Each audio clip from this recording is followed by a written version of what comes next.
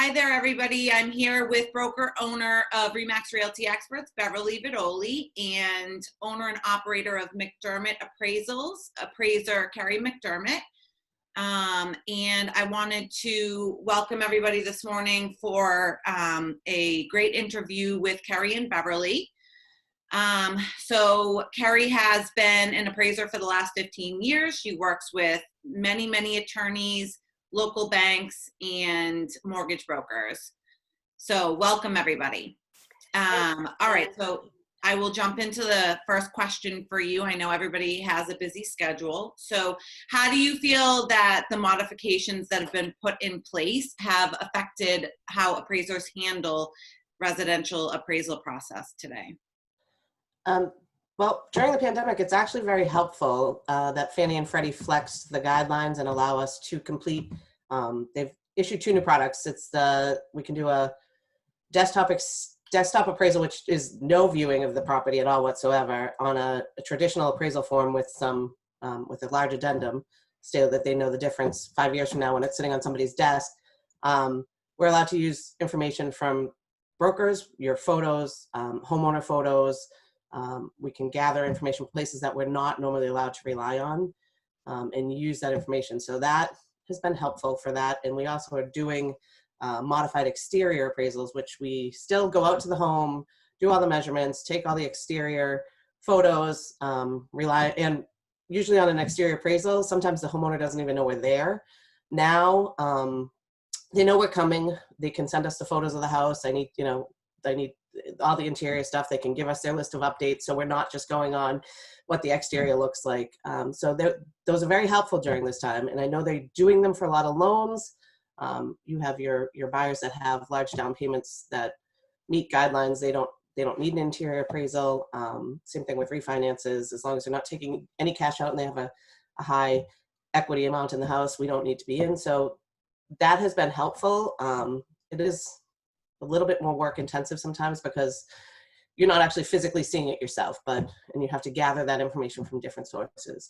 Most people have been very good about getting it to us, though. So in the cases, Kerry, where the bank may need you to go in, and right. And I know there have been some cases like that, how do the homeowners and the realtors that are supposed to be getting you access to the home react to you coming in, or what kinds of situations are created for protection, right, so that you and the homeowners are in good right. Well, vacant homes are easy, obviously. Lockbox code, we're in.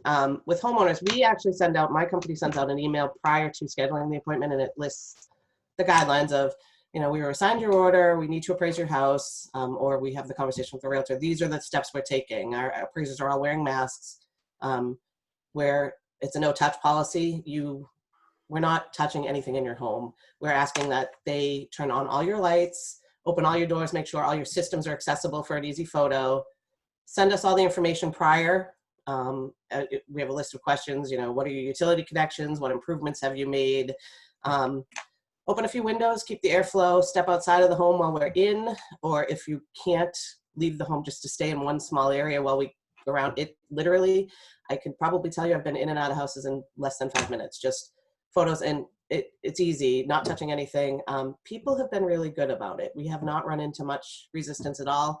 I've met a few realtors, and I get there, they're in the driveway in the car, the house is open, the lights are on, everything's done, but we're not touching the shoe covers or no shoes. I've always made my staff take off their shoes. I don't feel like we should be walking around people's houses with shoes on and then walking in their yards and then the next house. So your shoe covers, we have, I know, we have the mat. I don't want anybody's shoes in my house either.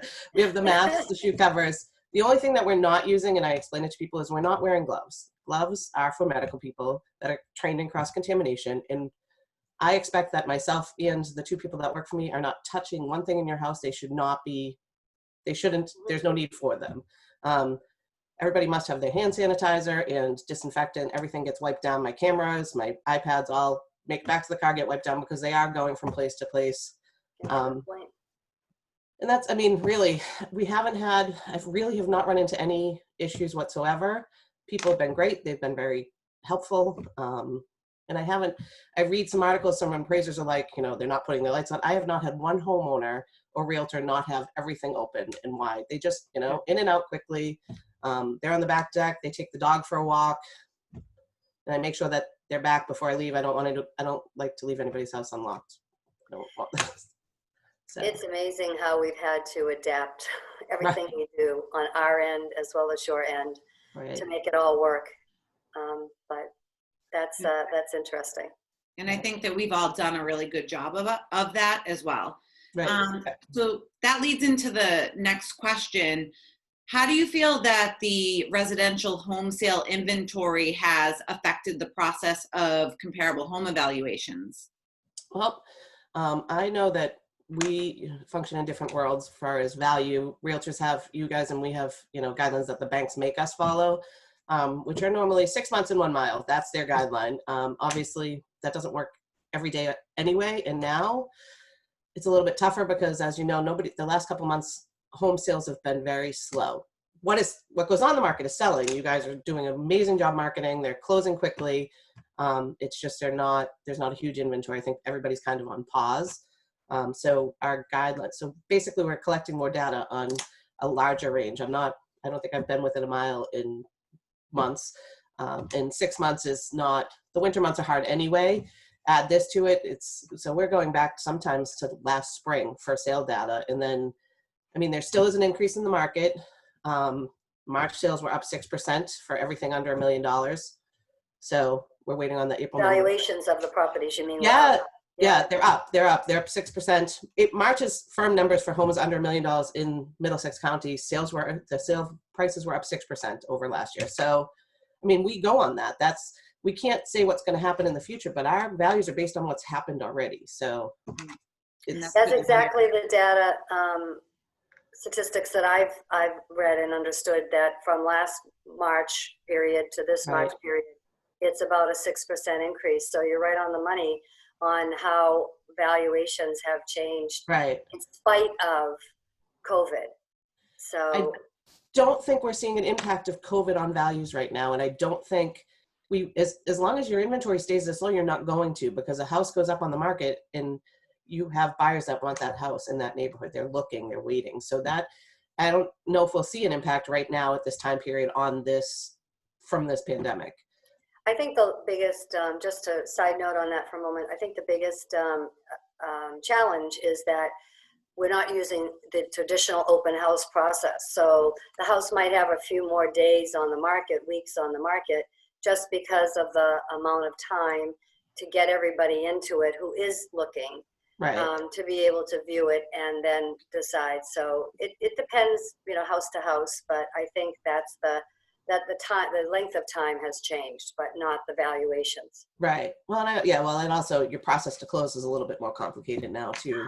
That is, separate rooms, separate everything. So, but no, I don't know. Maybe a year from now there might be some impact depending upon how long unemployment is. But right now I don't see values dropping. It's not in the model that anything that I've looked at. We've definitely got a pent up marketplace of buyers. It's just when they're going to get out and feel comfortable. Same thing with the sellers. When are the sellers going to feel comfortable who haven't had to get into the market now but do want to in the future? So there's so many factors that we've discussed here that are changing what you do, what we do. But in sort of the nutshell of it, what do you think the greatest challenge to your industry has been in dealing with the COVID effects in the industry? Has there been anything that you could really say has made the change? Basically, it's just we've been waiting. Our regulations change every day. Fannie and Freddie issue a new addendum for our reports every day. So it's just staying on top of that and just making sure. I know, like, when you guys do your listing sheets, and your agency is great at them because I see them all the time. We need the more detail from people. There are a lot of agents out there that just put, hey, there's 6 rooms, 3 bedrooms, 2.5 baths, and it's a split. Well, where are those rooms? Are they upstairs? Are they downstairs? So some of that has been more difficult, and just keeping on top of what they expect from us. And the mortgage companies don't even know. I've done a few reports and they're like, oh, wait, we ordered that wrong. It can't go through this way. We need you to change it to this form now. So it's just a daily learning curve, but it's been okay, and we're just busy. So it's. I bet on the upside of everything, the fact that realtors are now really seeing the value of virtual tours on the properties, helping Right. your industry It get does in there and see. greatly. The more information, the more detailed you have on that listing sheet, well, it helps your prospective buyer, but it also helps us get your appraisal done so that your deals close nicely. You know, utility connections. The town halls aren't open all the hours that we need them to be to normally get the information we need about, you know, is there septic in the area, is there sewer on the street, but the home doesn't have it.